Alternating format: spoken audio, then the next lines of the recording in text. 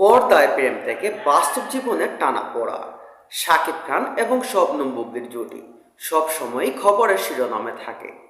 সম্প্রতি নেট দুনিয়ায় ছড়িয়ে পড়া একটি গুজব অবশেষে সত্য প্রমাণিত হলো।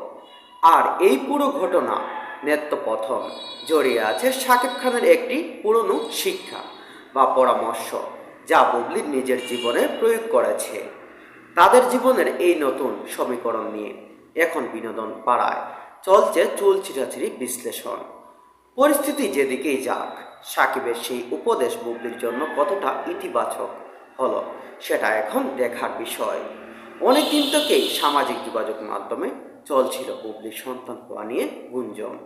অনেকেই সেটা গুজব বলে মন্তব্য করেছিলেন, কিন্তু সেই গুজবটি আজকে সত্য প্রমাণ হলো। মেগাস্টার শাকিব খান আবারও কন্যা সন্তানের বাবা হলেন। আগে তিনি দুটি সন্তানের বাবা ছিলেন, বর্তমানে তিনি কন্যা সন্তানের বাবা হয়েছেন। টোটাল মেগাস্টার শাকিব খান তিনজন সন্তানের বাবা হয়েছেন।